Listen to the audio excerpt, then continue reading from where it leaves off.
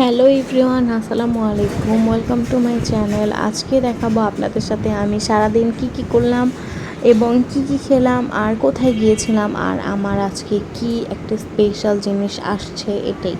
তো শুরুতে আমরা দুজন মিলে নাস্তা করে নিয়েছিলাম। এরপরে চলছিল বাবা মেয়ের খুনসুটি। বাবা মেয়ে মিলে অনেক কথাবার্তা বলতেছিল। তো দেখতেই থাকুন কি বলে ওরা। আবার আবার Mèo mèo mèo.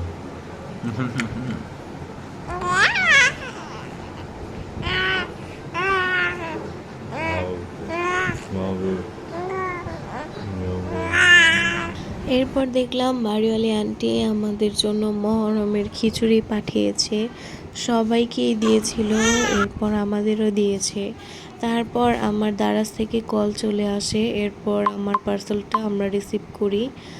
তারপর চলে যাই মায়ের বাসায়। মায়ের বাসায় যেয়ে দেখলাম সব কিছু ঠিকঠাক আছে কিনা। কিছুদিন ধরে ইচ্ছা ছিল যে বাসায় যেহেতু কেক বানাই, তো একটু প্রফেশনালভাবেই কেক বানানোর চেষ্টা করব আর কি। তাই সব কিছু আস্তে আস্তে কেনা শুরু করে দিয়েছি। তো দুপুরে খাওয়া দাওয়া করে মায়ের সাথে আবার একটু নিচে গিয়েছিলাম, মা কিছু কেনাকাটা করবে তাই।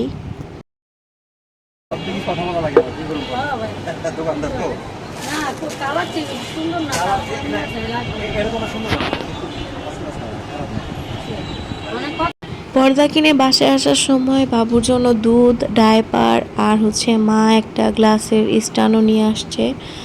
এরপর এগুলা দেখতে দেখতে দেখলাম ভাইয়া আমাদের জন্য ড্রাগন নুডলস নিয়ে আসছিল। পরে ড্রাগন নুডলসটা রান্না করলাম। নুডলসটা একদম সহজভাবেই রান্না করেছিলাম, মাশরুম, চিংড়ি মাছ, ডিম, ঘরে থাকা উপকরণ দিয়ে। এর মধ্যেও আমি কোনো ধরনের সস ইউজ করিনি, কারণ সস ছাড়াই নাকি আমার হাতে নুডলস অনেক বেশি মজা হয়। তাই আমাদের ছোটোবেলাটি অনেক বেশি ভালো ছিল।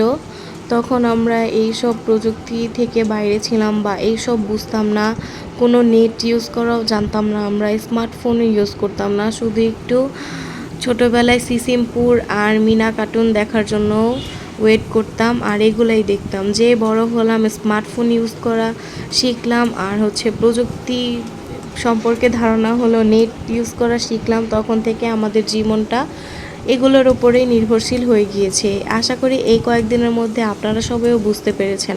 নেট ছাড়া এই কয়েকটা দিন একদম পাগল পাগল লাগতেছিল, কবে নেট আসবে কবে নেট আসবে এই চিন্তায় ঘুমই হচ্ছিল না ভালো মতো। না পারছি বাইরে বের হতে, না পারলাম ফোন ইউজ করতে, কিচ্ছুই ভালো লাগতেছিল না।